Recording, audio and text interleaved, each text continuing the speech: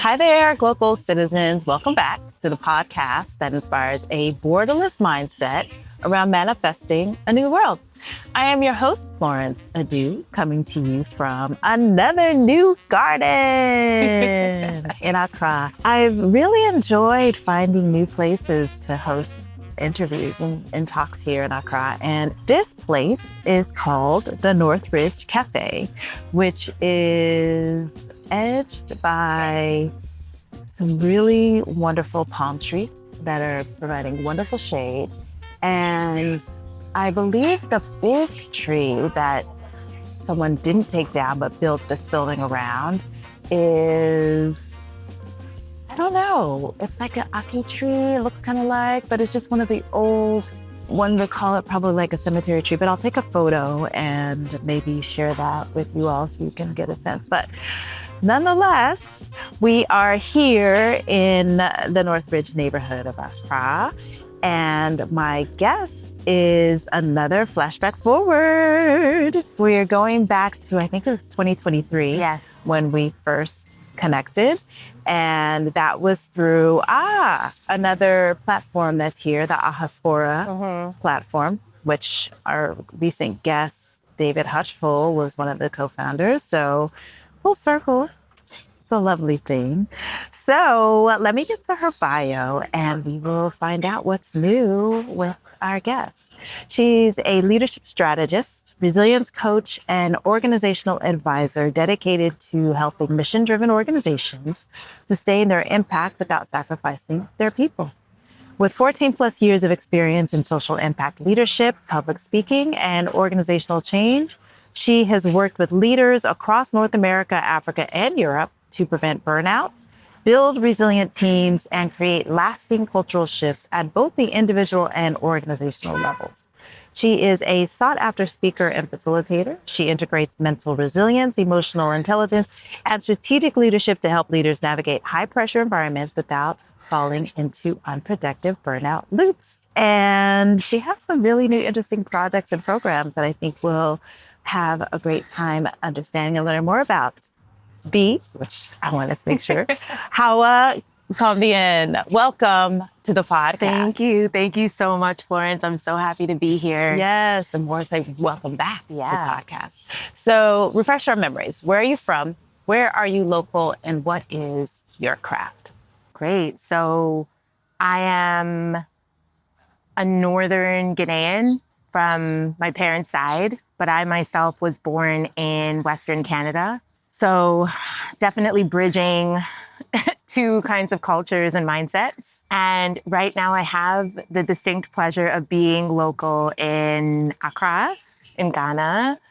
You know, I've just decided to physically and literally shift perspective a little bit from the amount of time I was spending up in the north and connecting with family and roots to just kind of open up a little bit and see things in a new way in Accra. So that's where I'm spending the bulk of my time so far in 2025, which has been quite exciting. And my craft has morphed, adapted, aligned, I would say, into supporting organizational leaders through the lens of understanding burnout and resilience better, and understanding how burnout tends to get in the way of the leadership that we see that we don't like or we don't resonate with, or that we find ourselves to be in conflict or challenge with.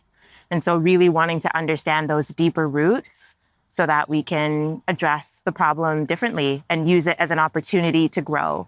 I have lots of questions about that, but let's get back to the geography. So Northern Ghana is vast. So where is your Northern Ghana? So my Northern Ghana is a few places. In terms of the majority of my family, it's Tamale, for starters. That's probably the first place on the map that more people would be familiar with. And then once we go a level deeper, Gambaga is where both of my parents grew up, and where grandparents and ancestry takes more root. And then even deeper than that is Najong number 1, Oh. Not to be confused with Najong number 2, Okay. one of the small villages that my paternal grandmother was born in and where my dad spent a lot of time growing up when he was younger. So Okay. So I mentioned the B because we were speaking before starting the conversation about what that stands for. So what does the B in your name stand for, that initial? So I'll pronounce this and may butcher the pronunciation because of my accent and my intonation. But the B in my name stands for Binwa. Binwa? Yeah, which is also spelt in a very interesting way, despite how it sounds. And it comes from the Muar language, of the Bimoba people. And it's quite interesting because I mentioned that I was born in Canada. And at the time, my parents felt very strongly around giving me a name that would connect me to my roots, right? They were like, we don't want you to be a Sarah or a Jessica or an Amber, because when you walk around, it'll be a lot more challenging for people to really know who you are by your name. So for me, growing up, and the names that I had were really meant to be this connection to something deeper, which is beautiful because when I was a kid growing up, I didn't think I'd make my way necessarily back. And so maybe the name was always some sort of ancestral alchemy to be like, wherever this child is born, we will make sure that the name brings her back. Yeah, and it has. So that's really beautiful. Right. Yeah. Right. And what about Hawa? What is Hawa? Hawa. So Hawa is my maternal grandmother's name. Okay. Yeah. Yeah. And she passed before I was born. So it's also a really beautiful connection to her and that like feminine side of the family that I might not have had the opportunity to have a physical connection with, but again, through the name and sharing that and passing it down. Mm-hmm. That's beautiful. Yeah. And I think that you have this understanding, or that your parents had this foresight because you could very easily not have me. My name is Florence. So, fortunately I grew up in a place that's kind of a melting pot and my surname speaks before me. So it wasn't as difficult. And most of my family do have Christian names, right? So that's part of like when I come here. So it's not as different, right? But I love that your parents were very intentional about being in a place. I mean, Canada's particularly white, let's just be honest. So that makes a huge difference, right? It's like, let's just put our mark here that we came here. I think that that's awesome. Yeah. And Florence, as someone who's grown up largely outside of Ghana and still identifies as a Ghanaian, I find that when I'm outside of the country, most people's assumption about Ghanaians are Southern last names.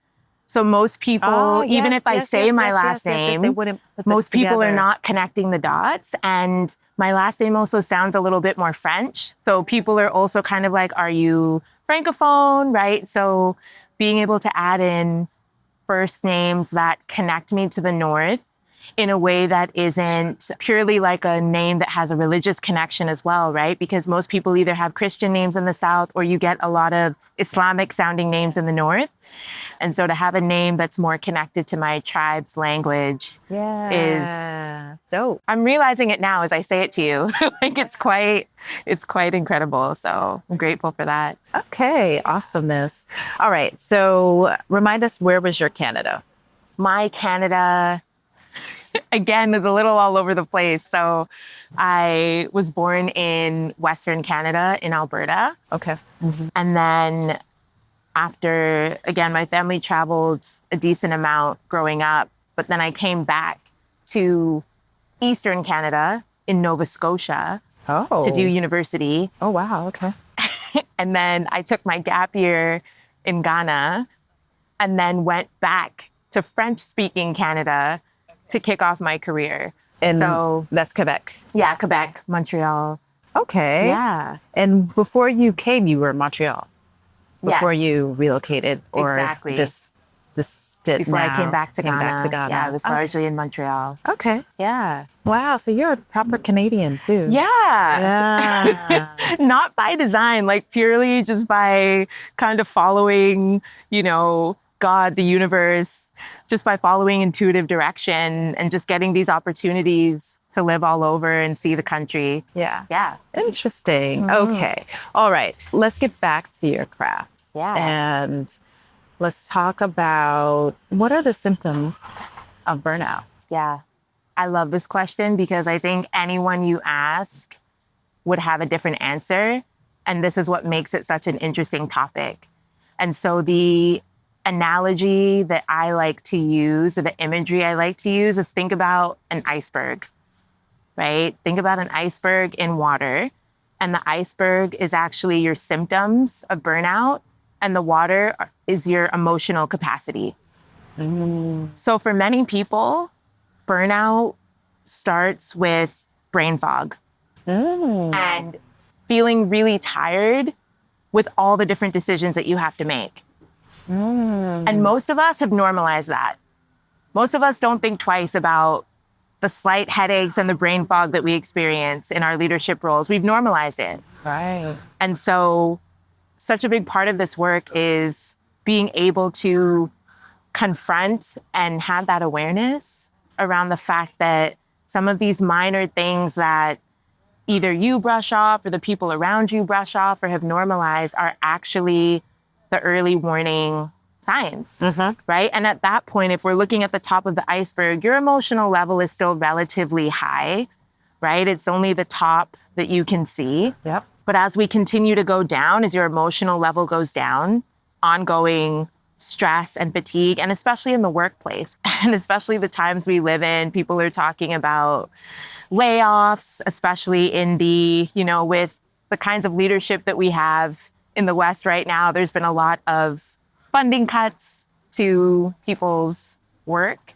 And so that tension tends to bring with it a deep sense of physical exhaustion. So that might be the next symptom that you recognize. And that could look like after working your minimum 40-hour week and having your quote unquote free time on the weekend, you don't have time and energy to go out for drinks with friends, to go to the movies, to maybe even to go to church or go to mosque, right? It's a struggle to get up and do things that are core to who you are and what you believe and what's important to you.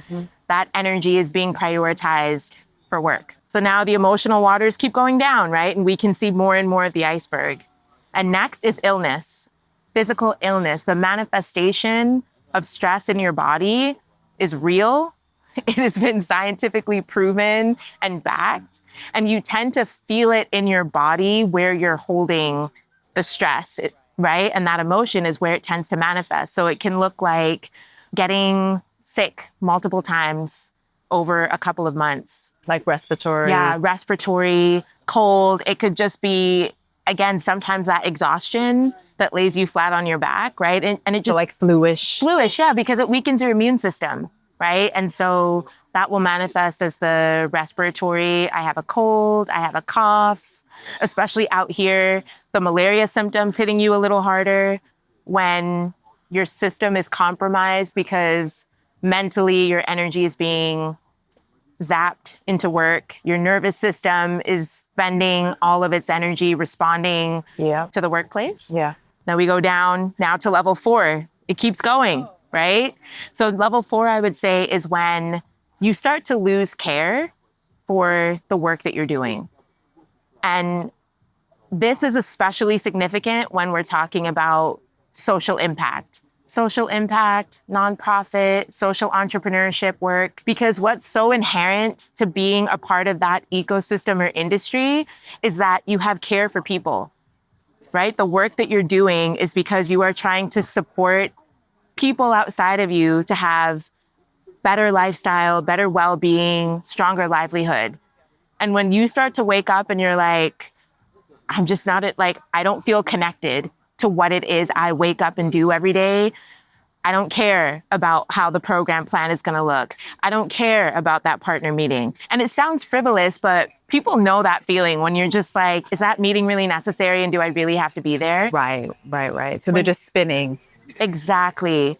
It's that disconnection from your purpose, which again, we tend to dismiss. And, you know, in a world that we say money makes the world go round. And when that becomes your primary focus, it's easy to dismiss the importance and relevance of purpose in our work. But it's huge because in theory, that's part of what's getting you out of bed every day. Yeah. Right? To actually be in the process of your purpose is part of what gets you out of bed. And when you start to lose that based on being tired and exhausted, it's another warning sign. And then lastly, now the water levels are like non-existent, right? Like we are at the bottom. You can see the full iceberg. And this is usually when people start to really appreciate and accept and have the awareness that burnout or dysfunction is negatively affecting them. And that's when it starts to show up in your team.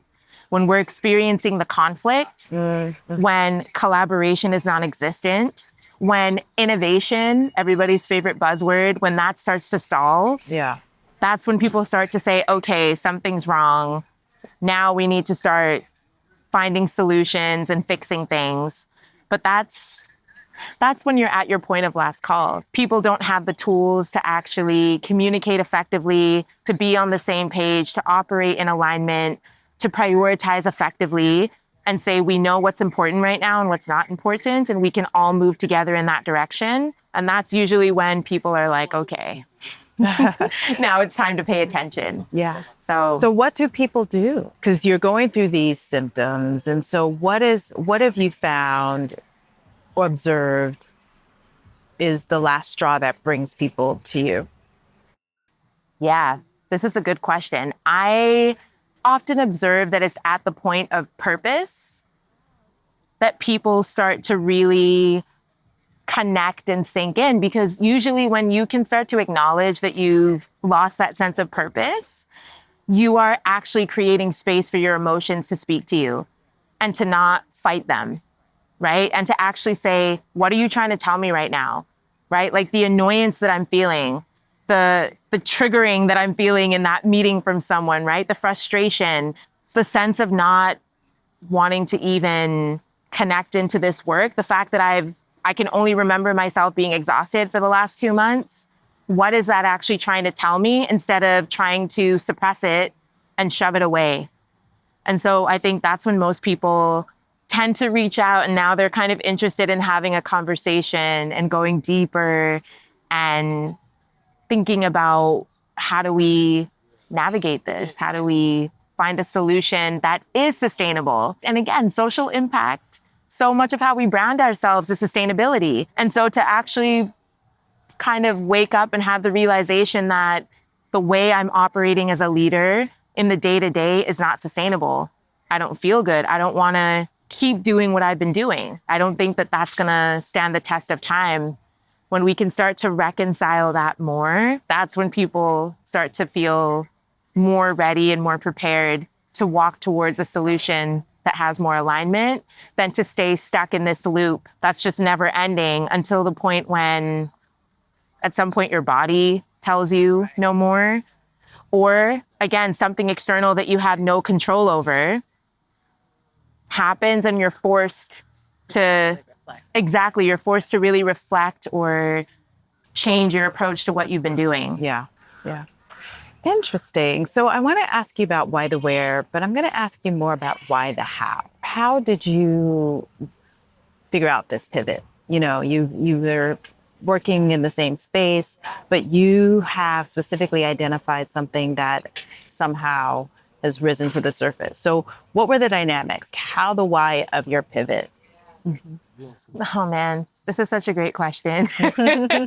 And the truth is, it's been so much inner work, Florence. Like it's been, and it's not the sexy, flashy stuff that you can, you can, some people do on Instagram, right? But like it is the sitting with yourself and asking yourself why 5 times before you do something, right? Like, why do I feel a sense of urgency right now?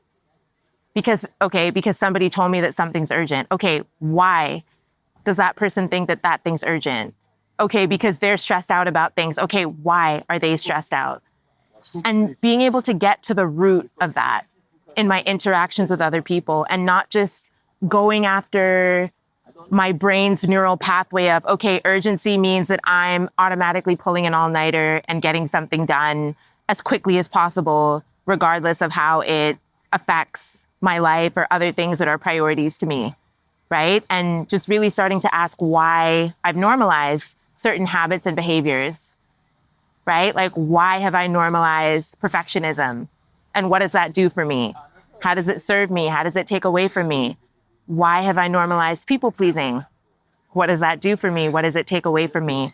And it's when I started to ask a lot of these questions that new answers started to rise up. And we talked a lot about like family and lineage and ancestry. And I've had the benefit of being able to spend more of my adult years, I would say, probably than like some of my adolescent years, being closer to family and actually just being able to watch people's habits. Right? Because if we think about how many of us got to where we are now, there's always the question of nature versus nurture. And so it might just be in your epigenetics and your DNA to be a type A personality. And that's fine. That's great. And the people who raised you, the community that raised you, what kind of habits and behaviors and positive reinforcement were they also giving you? Because if you were raised type A and you had, let's say, parents who were very relaxed and were like, yeah, it's okay, don't worry about things, it's fine, you're doing your best. Over time, you might learn to balance out your striving for excellence with a deep sense of compassion, right? Because you would have been nurtured to bring that compassion into situations, right? Versus if you have type A tendencies and you're in an environment that's like, strive, go for it, compete, you have to be the best. Even from a place of love, even being told that from a place of love, it teaches you something about yourself and it wires your identity in a certain way by the time you're in adulthood. And you're this autonomous being who is now out in the world, let alone if you're a leader and you're now guiding and shaping and directing other people. And so for me, being able to do that internal reflection and review was such a huge part in being able to recognize that, leadership is not necessarily about just telling someone, you need to delegate more, right? It's like, okay, why does that person not delegate? Why? Because they don't feel safe to. Why? Because they have trust issues. Why? And being able to ask that question and really understand the humanity underneath that all. And so that we can actually solve for that. And then that eventually supports the person on the surface level to be a better delegator, for example. So that was a big part of my journey. And then also delving into energetics more and like quantum physics and things of this nature. So I did Reiki training a little under a year ago.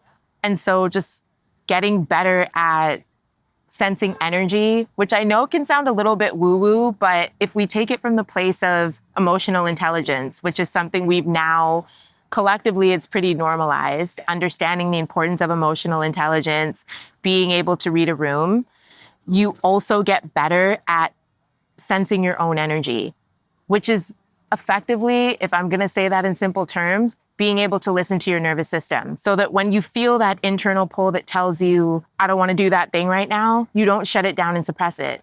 You listen to yourself and ask yourself why, right? You do that internal review, that internal audit to help you understand where that feeling and sensation in your body is coming from. And it's not about letting these feelings and sensations dictate what you do, right? It's not about like necessarily being an impulsive 6-year-old who just does whatever springs to mind, but it's about being able to say, okay, I understand that in this moment, my nervous system doesn't feel safe walking into a meeting with leader X because we've had a contentious relationship. Am I going to bail on the meeting? No. but am I going to walk into the meeting with more clarity around what makes me feel uncomfortable and how I want to show up in order to get the support that I need and be intentional about that? Yes. And that's what the journey is about, being able to understand yourself better so that you don't shy away and run away and hide from what's uncomfortable, but you actually are attuning your leadership at a higher level so that you can say, okay, I understand what it is within me that makes me feel the way that I'm feeling. And now I can integrate that with the leader that I am, the position that I have, the autonomy that I have, so that I can move in greater alignment and move in a way that's going to serve me, serve the organization, serve my team, and serve our mission. Yeah, I'm curious about the Reiki and the energy. And so I've also trained in pranic healing, so the similar kind of other side. And I just wonder, how do you not engage with that Reiki as you go into your counsel, right? So when you're coaching someone, it's a part of your toolkit always. And so how do you, I guess, inform the clients or not inform them? You know, like you said, it's kind of woo-woo. Like how do you integrate basically? Yeah, this is a great question. So Reiki practice is a very specific practice, and based off of morality and integrity around consent. Yes, we always have to You would ask. never go into a session and just kind of be like, I'm just going to connect with your energy out of nowhere and, sense where and how you might be struggling. However, as somebody who I would describe myself as an empath, and somebody who is able to pick up on emotional intelligence, and even using the tool of communication, Florence, is so powerful and such a powerful way to empathize and connect with people. And so for me, they are separate practices that have kind of similar themes. And so while I might sense something off of someone, I will still use tools of communication and tools of expression to allow that person to share with me what their experience is, instead of saying, well, I'm intuiting and assuming and projecting what you might be feeling, when really your experience might be something else, right? And so again, that's also inherent to the coaching practice, right? And being able to ask questions that allow people to say, oh, I've actually never thought about what you're asking me. And now that I think about it, this is how I'm feeling, or this is what comes up for me, or this is where I got triggered. And allowing communication to be the first point of call in terms of how we open up, because while it allows you to better support a client, you're also creating space for the client to practice speaking their truth, which is usually the one thing that most of us are not doing effectively or enough or compassionately in our leadership. So these spaces also become a way that you allow that person to self-reflect, but you also create that space for them to say, oh, I practiced saying how I really felt and didn't get punished for it or ridiculed for it or shamed for it or told that I was being too much for the thoughts and feelings that I had. And that's what gets in the way so much of what could be more healthy, effective, transformative leadership. So some of it is just, creating the space for people to do that and not feel judged. Yeah. Okay. Interesting. My first degree was in communication. So that makes sense. like that's always been that's the foundation. Exactly. Yeah, a really the strong basic foundation framework. for me. When you said communication, I was thinking, I was like, but there's so many different ways of communicating. So there's the verbal, nonverbal, and but the speaking your truth is the key part of it, because, the way that people know best is by you vocalizing that, whatever those needs are. And also, so many of us in the professional space, we operate from our mental body. We're operating from the mind. And so to give the mind an opportunity to process emotion is a great place to start. Because most people, if you ask them, how do you feel? They'll be like, well, I don't have an answer to that. Because it's difficult. Or it's an automatic, I'm okay. Yeah, or exactly, right? It's the let me just be neutral and vague.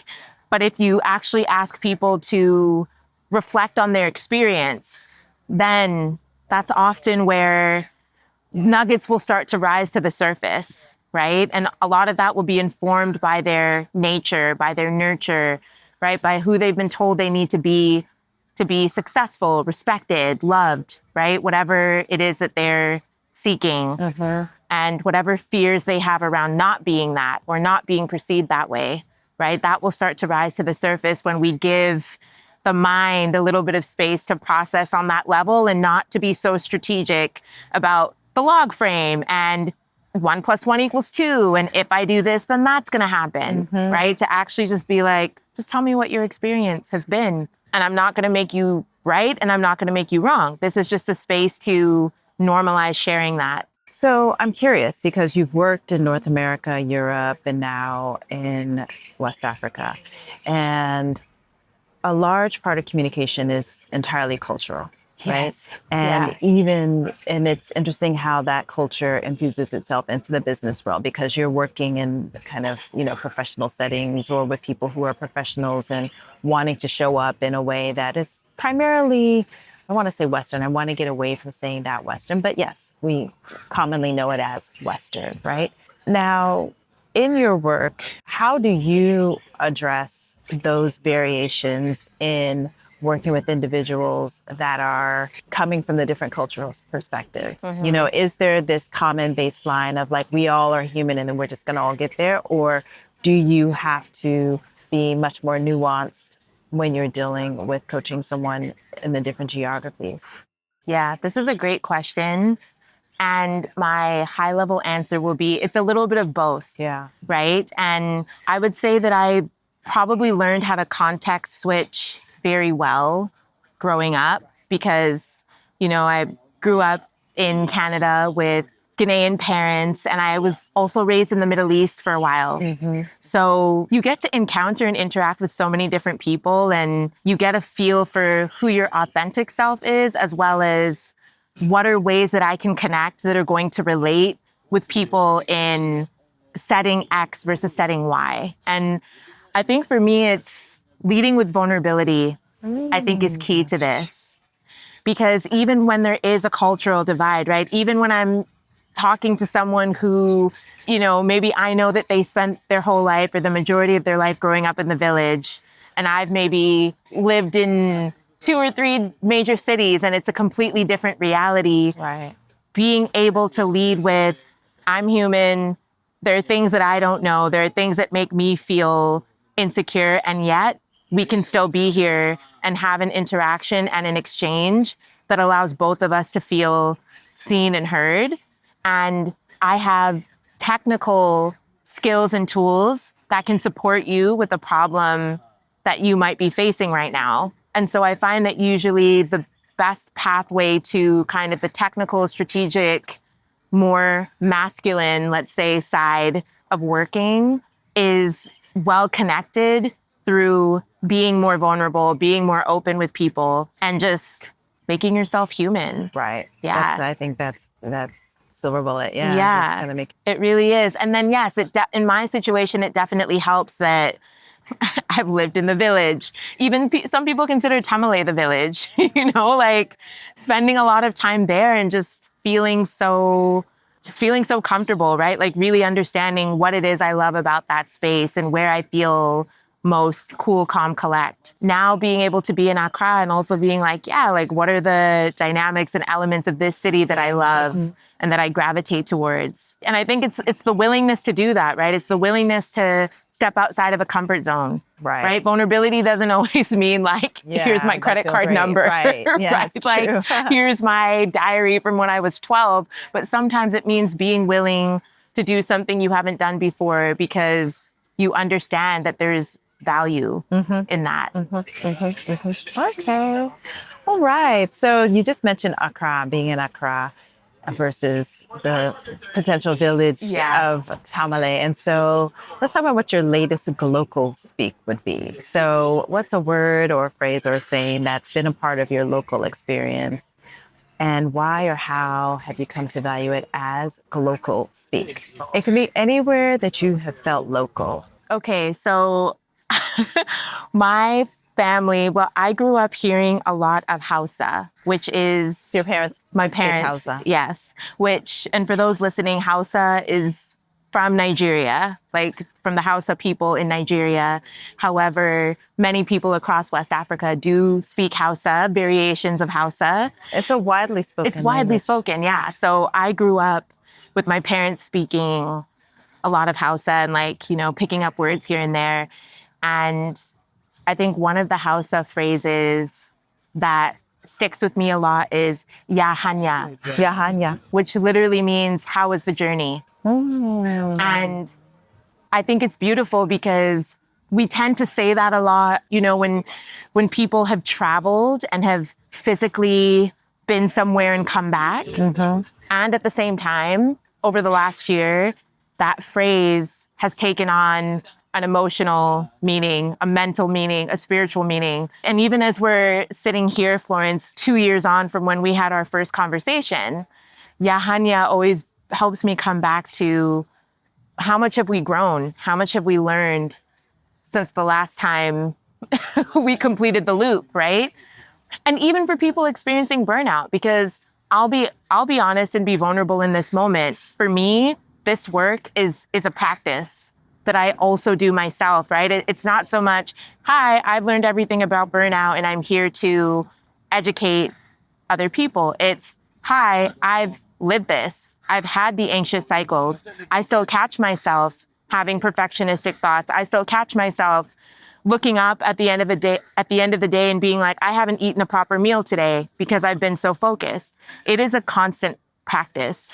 And so I think in being able to ask the question, Yahanya, what have I learned from the last time that I did this? What is a better way that I can build my awareness and position myself so that my spiral moves upwards instead of downwards as I'm growing. That Kundalini. Exactly. Yeah. You feel. Yeah. So yeah, I would say Yahanya. I like that. I'm going to use that. Yahanya. I'll Yahanya. say it. Yeah. So let's talk about how business moves for you. So I speak to a number of increasingly meeting people who are in the coaching space, and you in particular, I think, have worked because of your experience working with the development space, development organizations in those entities. As you mentioned, like this work of doing impact work has drastically changed in the last 3 months, basically. And so when you think about client intake and support, because I imagine that a number of clients were able to afford and be able to utilize your services partially because they have organizations that were supporting them to be better leaders. And so what are you seeing as trends from leaders in those spaces? Are they thinking about pivots? So what's that business climate around client acquisition? How's that going for you? This is a great question. And, you know, I would even say that probably from February, things started shifting and there's been a lot of fear. There's been a lot of uncertainty. And that's been really challenging for people because I just don't think people were expecting things to happen as quickly and as drastically as it did. And it's been a little bit of a double-edged sword because where you identify the problem is where the solution is, right? Because when we talked about the burnout iceberg and we started at the top with the brain fog and the challenges with decision making, a lot of that is born by changes in the external environment that we don't have control over. And that's exactly what we're experiencing now.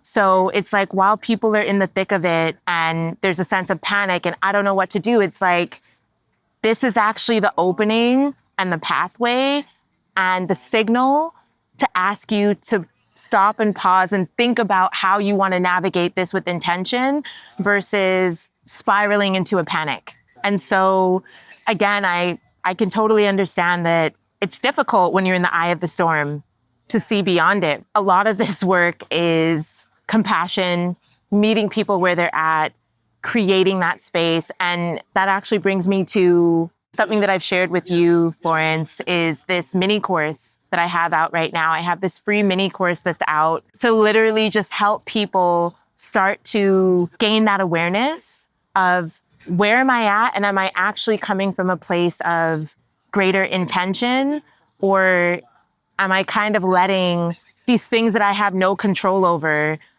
pull me down with them? And again, such critical questions for anyone, especially when you're a leader and there's a mission and that mission impacts people. These are sometimes the tests of that leadership, right? Because leadership isn't just when it's rainbows and butterflies and we're on cloud nine and the impact numbers have come through and we're getting grant after grant after grant and the funding is sweet.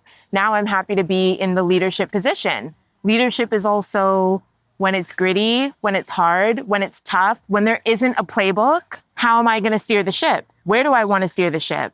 It's the leaders who are ready, willing, and able to ask those questions that are the people that I'm kind of having these interesting conversations with and starting to think through, how do we reimagine, right? How do we create something different? How do we step into that willingness for the sector, for your business, for your life to look different?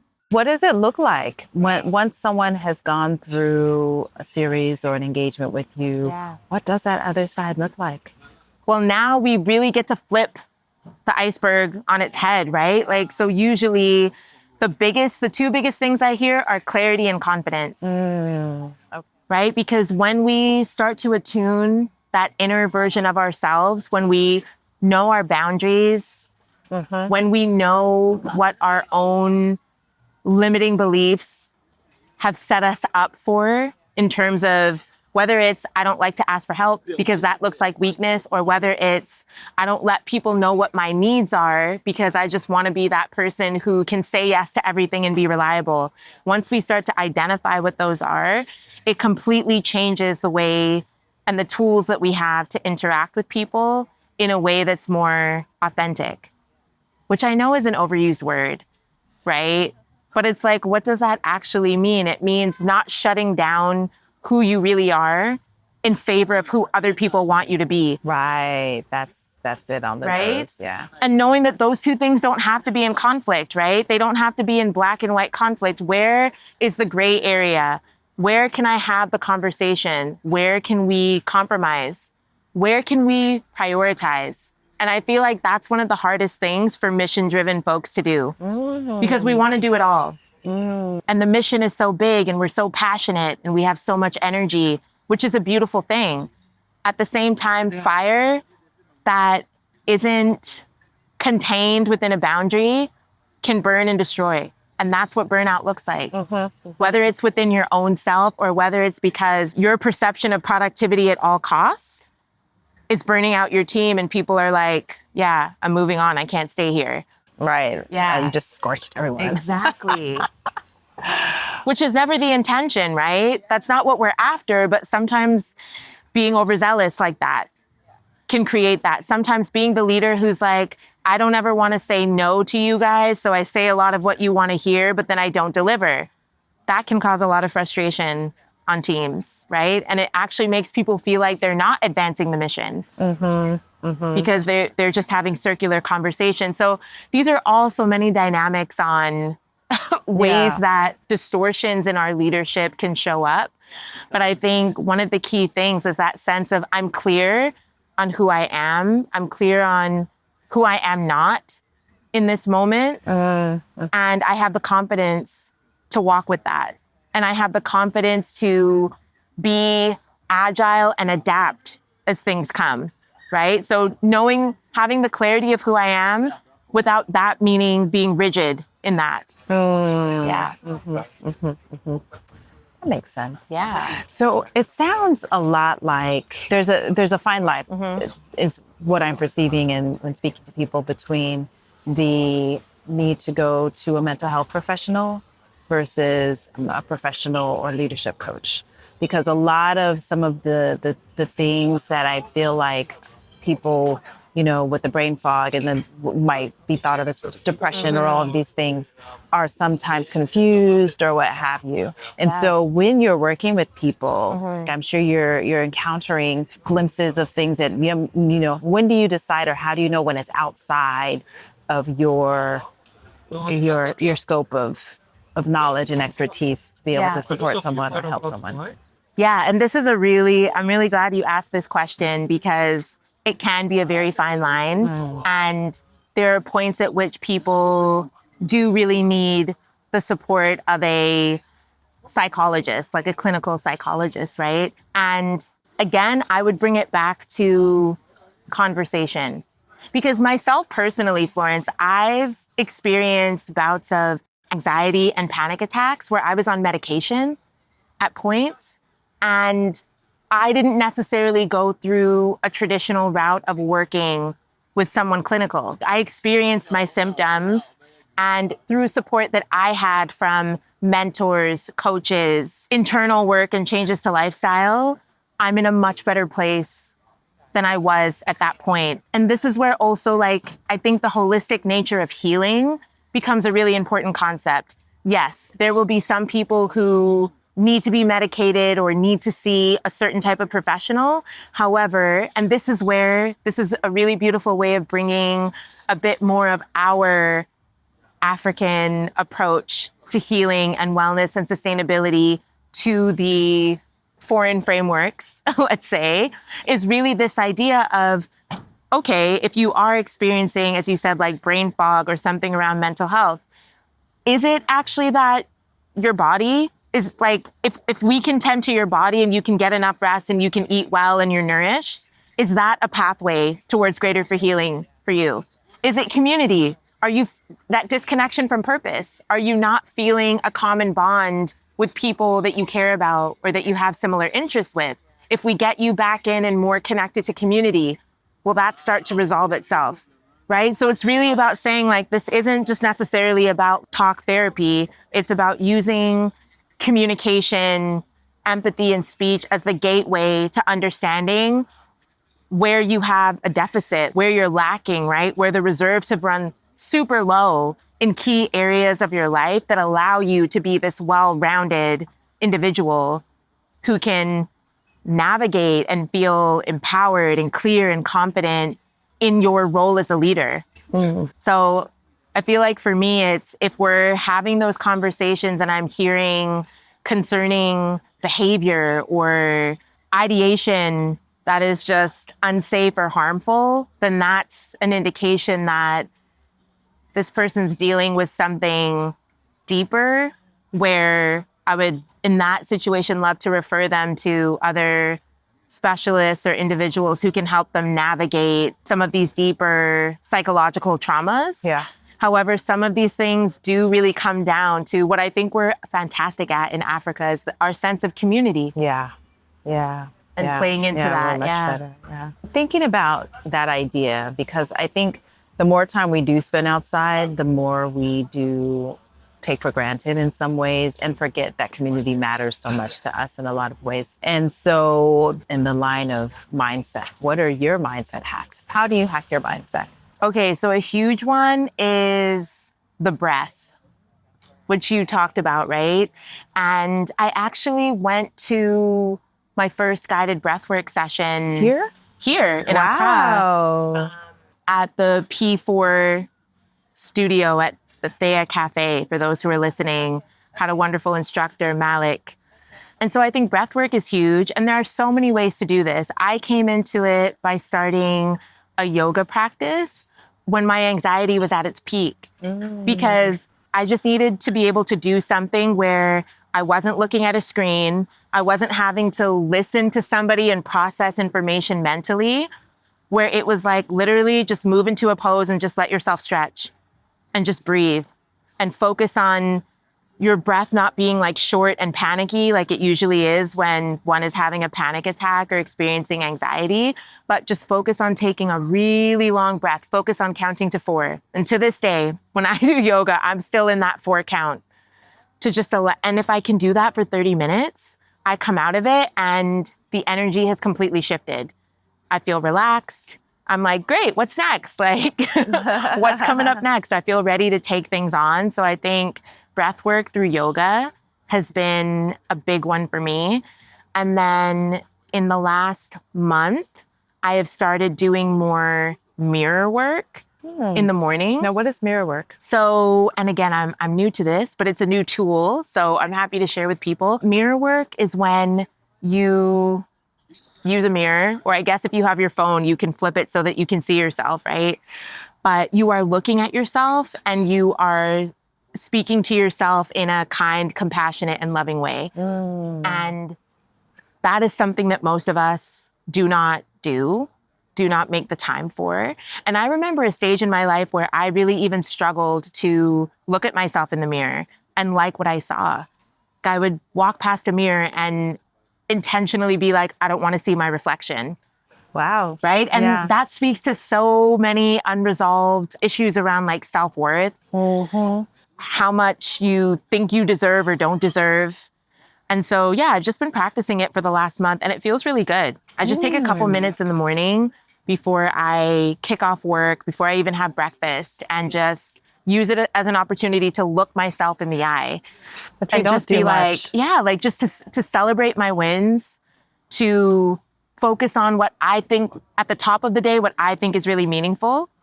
Just affirm that for myself, because as we know, the external world, and in this day and age, your phone's pinging, somebody's calling you, you got tagged on something on social media, you need to be here, you need to be there. The external world can come and pull so much of our focus if we allow it.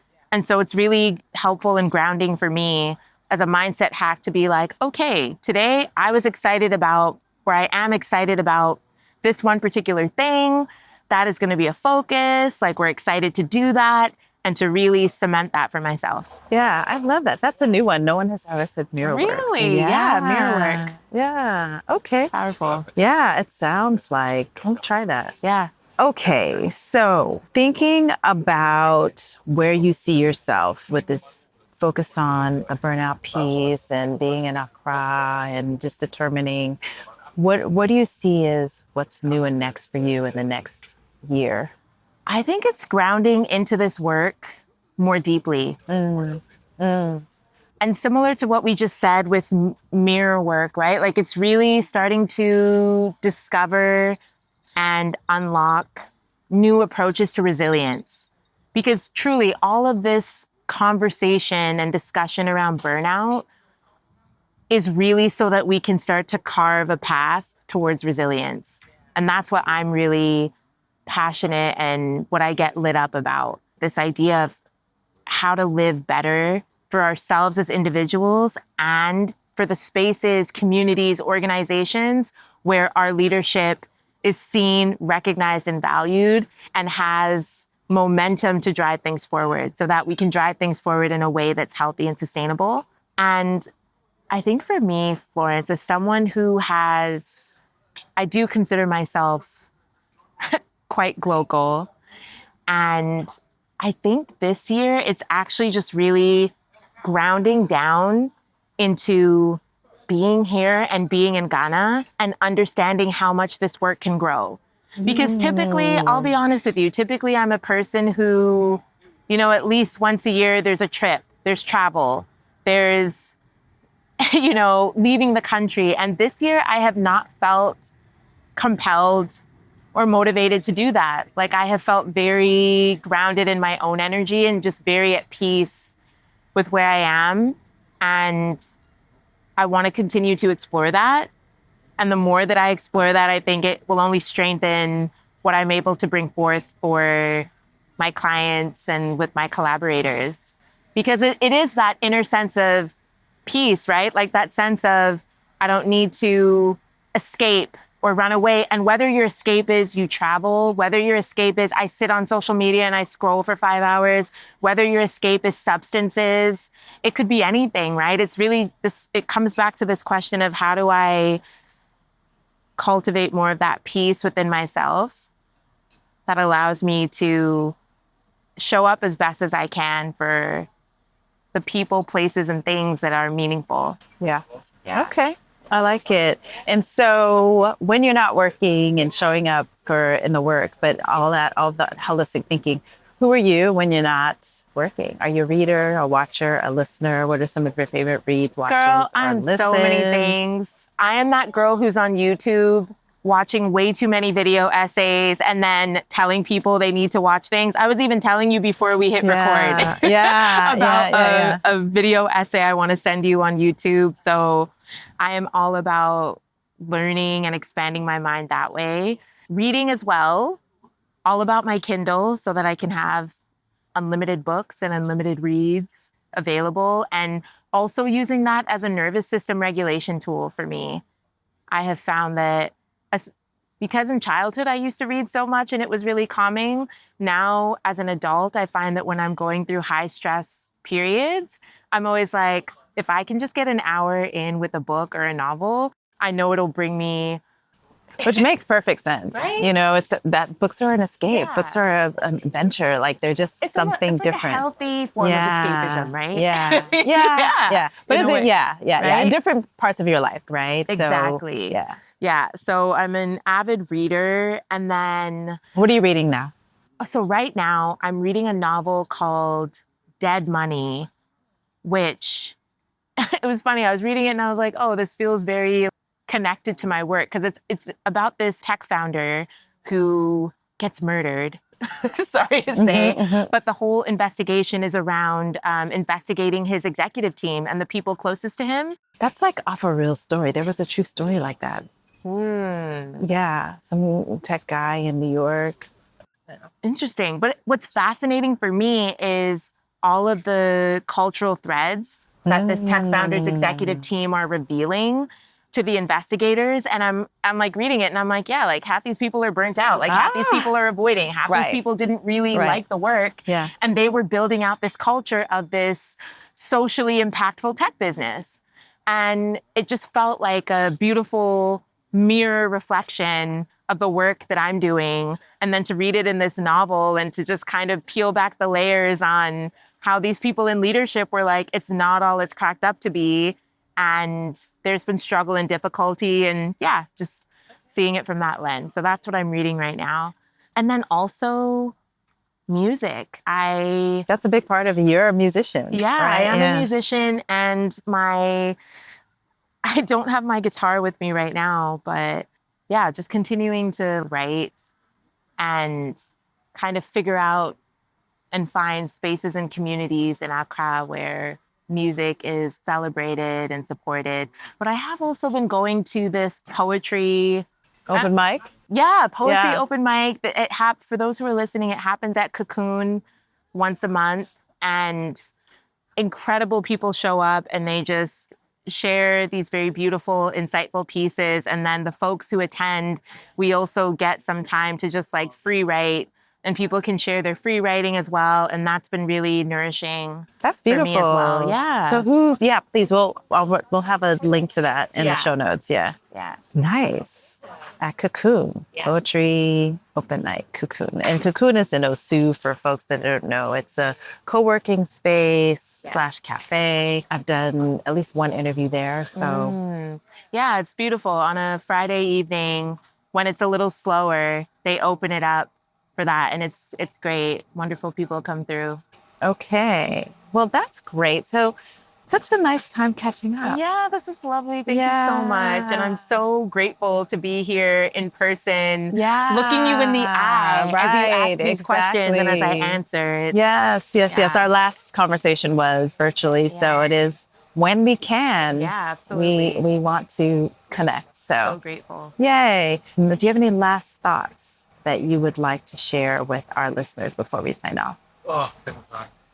I think I would just bring it back to awareness.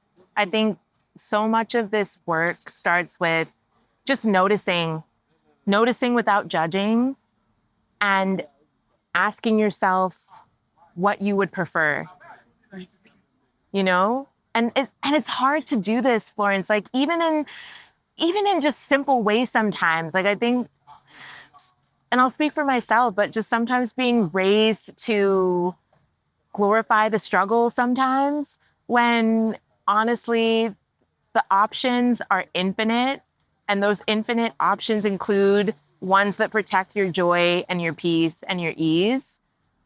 And really just wanting to affirm for people that that's possible and that can be created. And we don't have to default to the struggle and the scarcity, that abundance is available. Yes. And yeah, if that's something that sounds cool to people, then I'm around. And I'm happy to have that conversation. Yeah, so I'm primarily and predominantly on LinkedIn, IG. I have some longer form videos and content on YouTube. And in the last week, have even just spun up a WhatsApp channel. Oh, good. Because I just wanted to, share information and also get a little bit more intimate and conversational with people. So like just dropping voice note gems and things like that I wouldn't necessarily share in other places. And all of that can be found on my link tree. So I'll make sure that that's in the show notes. Yeah, that's in the show notes, just as a one-stop shop. Yeah. And then that will also direct people to like my website and more details about how to work together, how to connect with some of these free tools like the mini course. It'll all be on Linktree. Okay, awesome. Yeah. All righty. All right, Glocal citizens, this has been another episode of the podcast. You can catch us Tuesdays with new episodes at glocalcitizenspod.com or wherever you get your podcasts. Please be sure to like, share, subscribe, leave us a review. We love to hear from you. Check out the show notes. So many resources that you just heard will be available to you. If you're in Accra, you got a lot of new tips to check out, from the cafe to the poetry night. So again, check out those show notes. And until next time, bye for now.